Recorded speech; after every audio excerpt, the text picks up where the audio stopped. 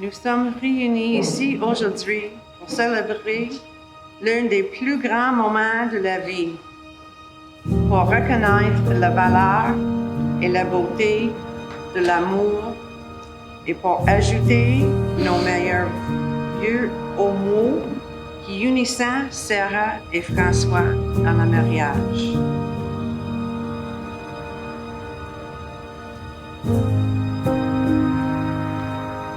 The contract of marriage is not one to be entered into lightly, but thoughtfully, and with a deep realization of the obligations and responsibilities it entails. And may you always remember to cherish each other as special and unique individuals in light of becoming one.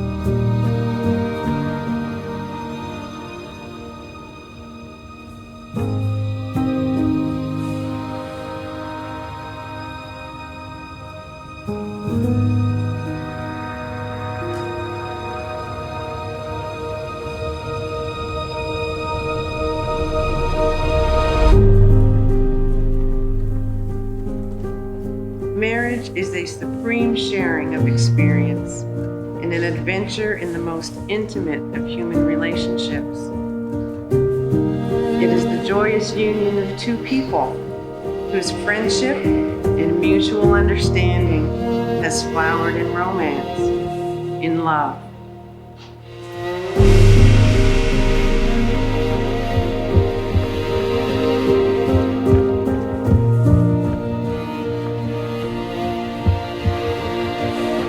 Anyone who has known me for any length of time, specifically growing up, knows it wasn't easy to exist in a mind like mine.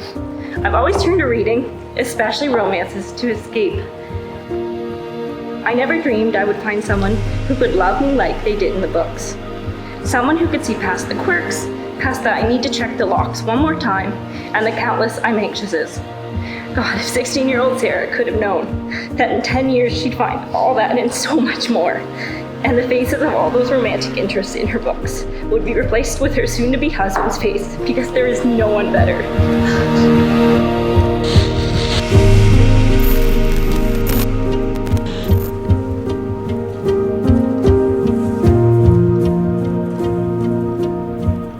Sarah, we've been on many dates. Dates with long conversations, during which my heart melted and grew at the same time. Days during which we made awkward eye contact and giggled at the awkwardness of both ourselves and some very dramatic restaurant neighbors. And some dates during which I forcibly made you watch Tom Cruise perform death-defying stunts and you dug your nails into my arm. You've been with me through medical emergencies early on in our relationship, both as a patient and as a compassionate caregiver. We've been through arguments, pridefulness, loneliness, friendship, love, even a pair of ripped pants. And while I can't vow not to keep winning our arguments, I can promise you that I'll be less prideful. I promise not to let my awkwardness keep me from supporting you.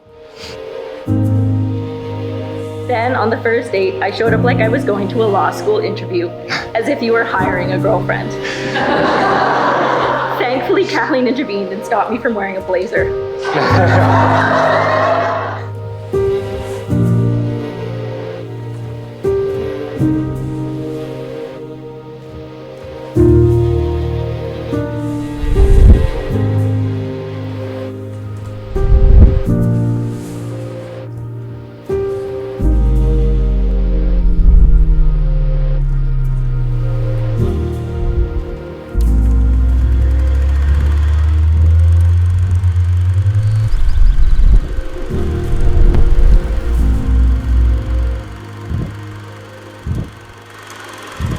When I wake up, well, I know I'm gonna be the man who wakes up next to you.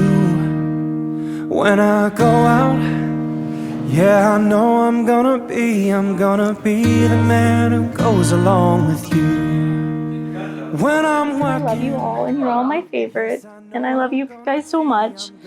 Thank you. There's a little something inside of them too. Yeah. Okay, don't open it. You're welcome. Here. Yeah. Are we opening now? Love it. single penny onto you. but I wouldn't walk 5. Finally, and most importantly, the easiest vow for me to keep, inspired by my parents, friends and family, many here today, and mostly you. In the words of Ben Platt, I hope now you can see what my mom and dad showed me. I'm not going anywhere. I may not be wise, and I won't save the day, but look in my eyes and know I'll always stay. Gonna be the man who's lonely without you. And when I'm dreaming, well, I know I'm gonna dream about the time. You love me in ways I didn't think anyone could.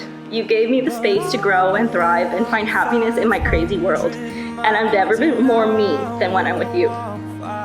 You are good, kind, so smart and loving, and the best cat father to Yoda that I could ever imagine. I am so proud to know you and so thankful that you looked past my less than stellar first few chapters in our romance to bring us here today. The rings are a symbol of the unbroken circle of love. Love freely given has no beginning and no end, no giver and no receiver. For each is the giver and is the receiver. May these rings remind you of the love you share and the vows you have taken. Well, I know I'm gonna be the man who's growing. But this isn't the end of our story. It's just the start of the sequel. So today, I vow to you. I vow to try to remember to take the Kleenexes out of my pockets before you wash them. I vow not to let the compulsions win and to keep coming back to you and Yoda. I vow to make you only listen to the good audiobooks because you deserve the best. And I vow to try and be as good every day as you think I am. And I vow to love you every day of my life and in every way you deserve. So there's only one thing left to say. To the stars that listen, Frank, and the dreams that are answered. I love you.